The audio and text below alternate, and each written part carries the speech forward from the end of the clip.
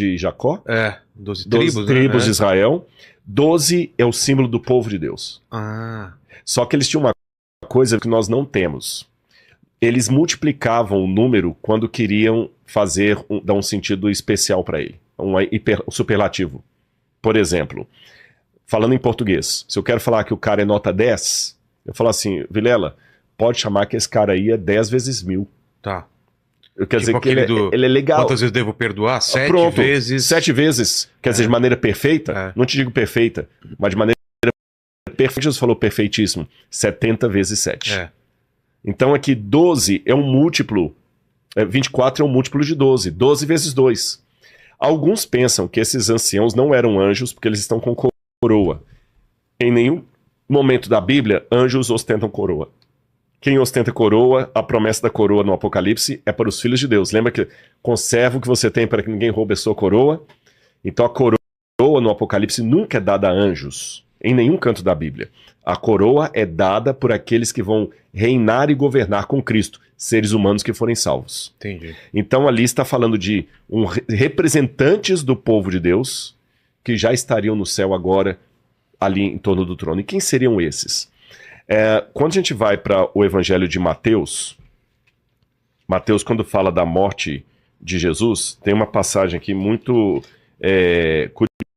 curiosa. Capítulo 27, Mateus capítulo 27, versículo 51 em diante diz assim, quando Jesus morreu, eis que o véu do santuário se rasgou em 2 partes, do alto a baixo, e a terra se tremeu, e as rochas se partiram, os túmulos se abriram, e muitos corpos de santos já falecidos ressuscitaram.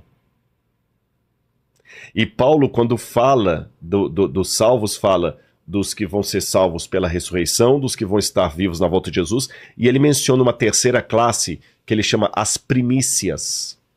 Você já ouviu falar de primícias? Já, O que é primícias? Então, nunca Os entendi. primeiros frutos que são colhidos.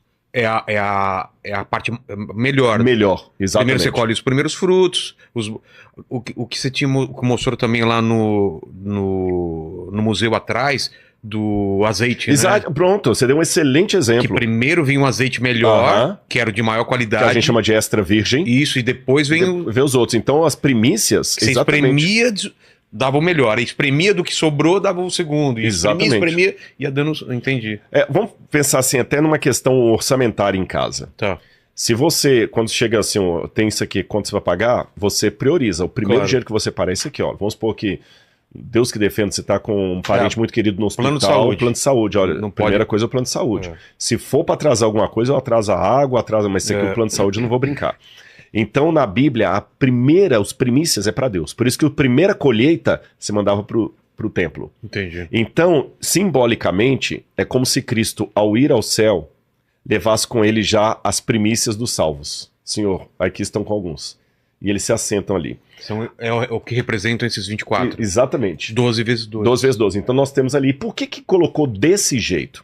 Quando você vai nos tempos do Antigo Testamento, era assim que Israel estava acampado no deserto. Ah, é? Ficava o santuário no meio, o santuário com um candelabro de sete chamas, o trono de Deus, a arca dos 10 mandamentos, o santuário ficava no meio, e em volta ficavam as tribos de Israel.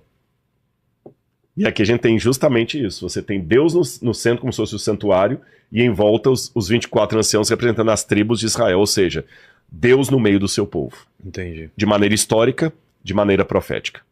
Agora, no capítulo 5, vai ter uma coisa que vai estranhar isso aqui. Porque João vê na mão daquele que está no trono um livro. Aí se você escrever assim, livro selado com 7 selos. Aí a imagem que aparecer vai ser um rolo, sim. João vê na mão de Deus como se fosse um papiro. Sei. Com 7 lacres. O selo é um lacre. Cara, tem umas imagens boas disso, eu já pesquisei, dá uma olhada. Você já viu, né? Já com 7 selos. E aí eu vou explicar. Vamos ler rapidamente enquanto ele acha ali. Olha, veja bem. Capítulo 5. Vi na mão direita daquele que estava sentado no trono um livro em forma de rolo. Então o livro não era assim, ó.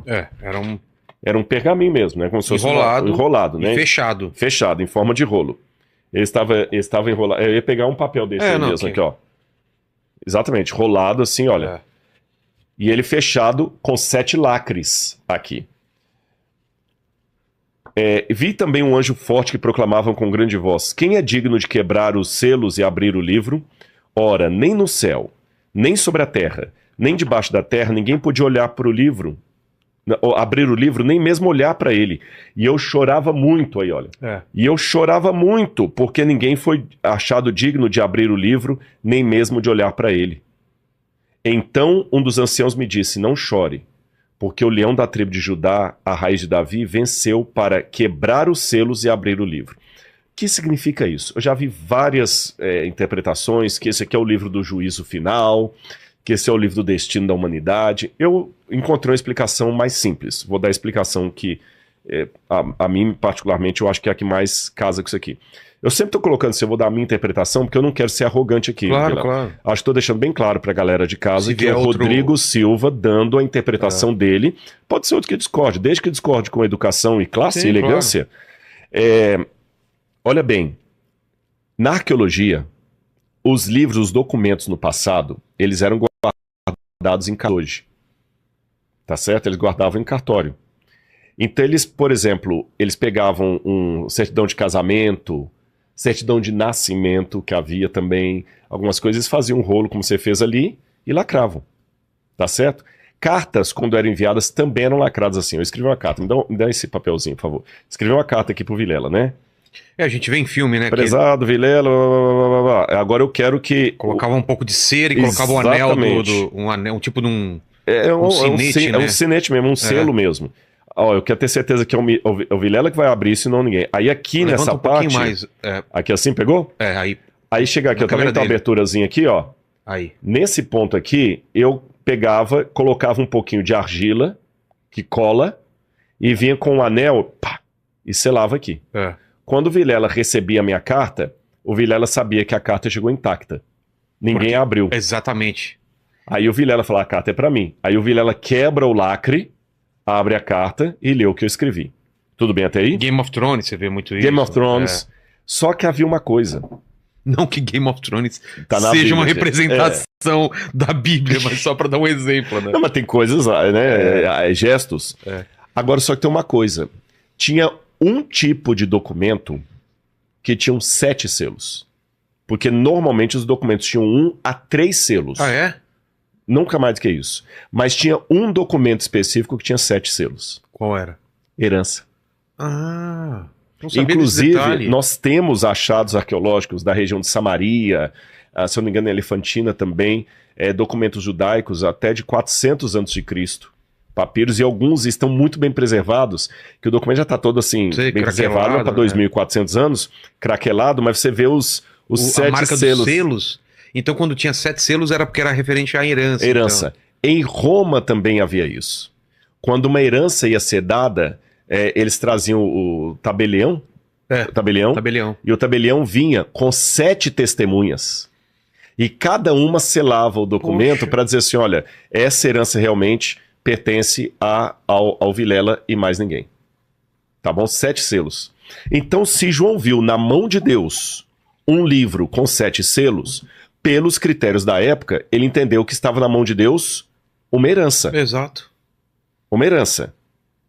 Agora, mais um detalhe.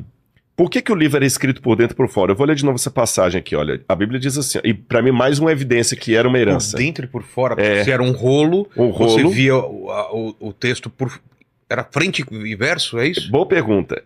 Esse aqui eu não vou falar para ele procurar a imagem não, que essa vai ser mais difícil de achar. Qual? Eu tenho em casa, mas eu vou desenhar aqui para vocês. Deixa eu ler a passagem de novo, porque às vezes o pessoal não percebeu. Aqui, olha. Vi na mão direita daquele que estava sentado no trono um livro em forma de rolo, escrito por dentro e por fora. Esses selos que eu falei, esses livros selados de herança, eles eram assim, ó. Tá aqui a folhinha de papel, tô pegando certinho aqui. Assim, né? Aqui eles escreviam a herança. Certo. Aí eles faziam assim, ó. Dobravam aqui. Coloca aqui, ó. Dobravam aqui assim. Tá. E só até metade. Só até metade. Até metade. Aí aqui eles colocavam 7 lacres. Tá. 1, fechando. 2, 3, 4, 5, 6, 7 lacres. Certo. E o que escrevia aqui? Ou mesmo um resumo do que estava aqui dentro. Ah, para você ter uma ideia do conteúdo Por que isso? Vamos pensar em praticidade. Claro, tá no mais.